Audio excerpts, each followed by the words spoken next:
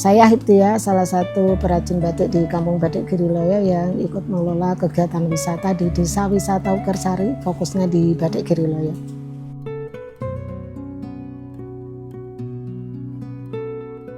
Kalau batiknya di Giriloyo itu sudah ada sejak ada pembangunan makam di Giriloyo dan di Pajimatan Imogiri sekitar tahun 1634 Masehi, di mana bangunan tersebut dibangun oleh Sultan Agung Hanyokrokusumo. Dan kami menyebutkan bahwa batik ini memang dibawa dari Keraton Mataram, yang bawa adalah Sultan Agung Hanyokrokusumo karena beliau membangun makam di Giriloyo dan di Pajimatan Imogiri. Karena dengan adanya tempat ini itu akhirnya menjadi tempat interaksi antara masyarakat Giriloyo dan Keraton Mataram. Karena sebagian anggota dari masyarakat kami yang bapak-bapak itu menjadi pegawai Keraton Mataram menjaga makam, kemudian yang para istri abdi dalam tersebut kemudian dikenalkan membatik untuk memenuhi kebutuhan sandang di Keraton Mataram awalnya. Jadi kami semuanya adalah buruh batik sampai kemudian berlangsung hingga tahun 2006. Jadi dari awal abad 17 sampai abad 21 itu kami menjadi buruh batik. Dari tahun 2006 itu kena gempa yang akhirnya membuat menjadi tonggak perkembangan batik di sini. Jadi sejak ada gempa tersebut, ada banyak yang ingin membantu kita ya, ada LSM, ada pemerintah yang kemudian turun tangan ingin membangkitkan ekonomi masyarakat. Ya awalnya kita didatangi LSM Dompet Mungafa sama IRE, dan kemudian membentuk kelompok-kelompok itu untuk meningkatkan SDM. Sampai kemudian kami punya 15 kelompok di awal ya tahun 2007 setelah kena gempa. Terus kita ditingkatkan kemampuannya untuk tidak hanya membuat batik mentah saja, tapi kami diajari warna, diajari berorganisasi, diajari bagaimana sih caranya menentukan harga jual, bagaimana cara berpromosi. Seperti itu akhirnya tahun 2007 setelah kita sudah mulai bisa mewarnai dan sudah punya kelompok-kelompok, kita mencoba menunjukkan ke masyarakat bahwa kita punya potensi. Kita membuat event yang besar, yaitu membuat selendang sepanjang 1.200 meter pada tanggal 27 Mei tahun 2007. Yang itu kemudian menarik perhatian seluruh masyarakat ya. Akhirnya kita diberikan penghargaan rekor muri tahun 2007. 1 tahun setelah gempa ini. Nah, kemudian setelah kita mulai dikunjungi wisatawan, walaupun kita waktu itu belum mempromosikan sebagai desa wisata, tapi orang pengennya melihat Giriloyo sebagai korban gempa yang punya potensi batik. Akhirnya tahun 2008 kita dengan kelompok-kelompok yang sudah ada, kita coba untuk menyatukan seluruh pembatik yang ada dengan membangun brand batik Giriloyo yang terbentuk sampai sekarang.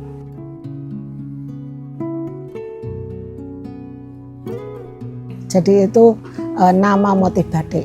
Nama motif batik yang kita abadikan di rumah-rumah kecil-kecil, di pendopo-pendopo kecil itu untuk mengenalkan motif-motif batik yang ada di wilayah kami. Jadi ada Sidomukti, ada Adi Luhung, ada Sidomulyo, ada Semen Romo, gitu. Itu nama motif batik yang kami produksi. yang selama ini dilestarikan.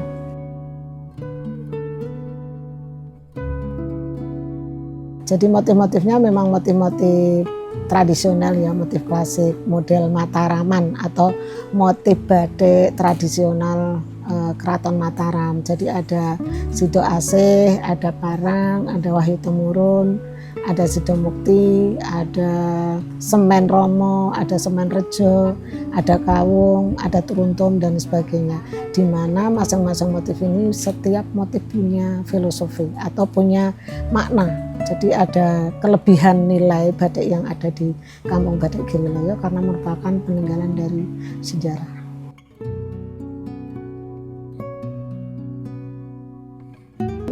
Jadi setiap wisatawan yang datang ke sini untuk belajar batik atau kunjungan wisata atau kunjungan studi, kami akan memberikan informasi tentang apa ini paguyuban batik, kemudian bagaimana memulainya, mengapa ada ini, apa latar belakangnya, sampai pengelolaannya, sampai kemudian kita sampai mencapai ke Best Tourism Village tahun 2024 yang terakhir kemarin.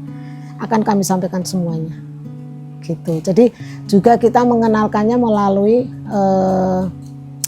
ada web, ada Instagram, dan juga kita juga punya teman-teman rekan pecinta batik ya, minimal melalui WhatsApp untuk lebih mengenalkan produk kita dan juga menginfokan kondisinya bagaimana hari ini. Gitu. Kita akan menyampaikannya di Instagram kami di batikgiroyo.id atau ada batikgiroyo.co.id dan juga di web www.batikgiroyo.com. Jadi ada beberapa ini ya, medsos yang bisa membantu untuk memperkenalkan Giriloyo dan kondisi terkini.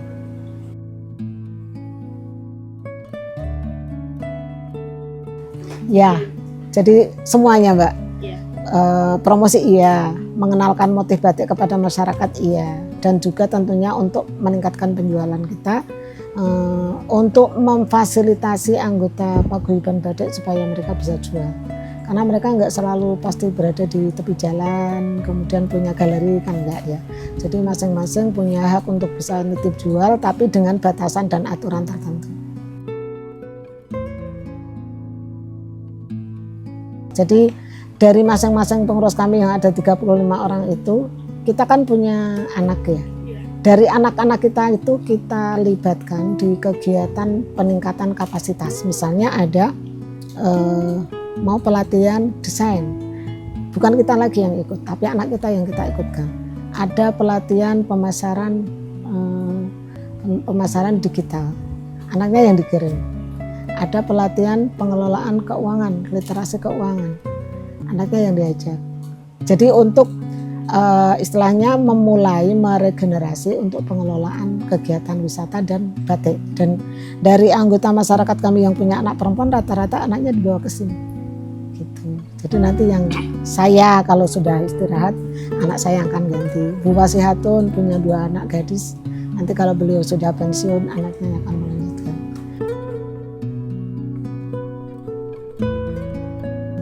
Kalau selama ini karena di Kampung Batik Giriloyo harapannya kepada pemerintah yang sangat mendukung ya, dari Kabupaten Bantul itu kan mewajibkan belajar batik bagi anak sekolah, baik itu SD, SMP, SMA.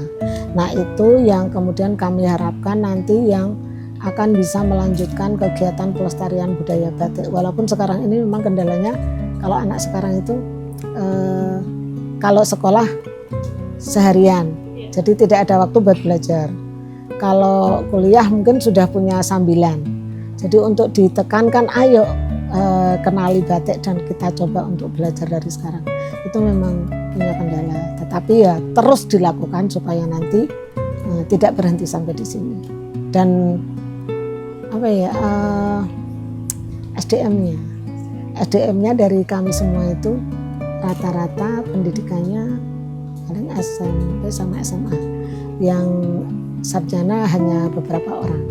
Itu salah satu kendala. Jadi untuk kemajuan misalnya kayak sekarang tamunya dari asing banyak, harus berbahasa asing. Nah itu kita dilatih berkali-kali, tapi peningkatannya kecil.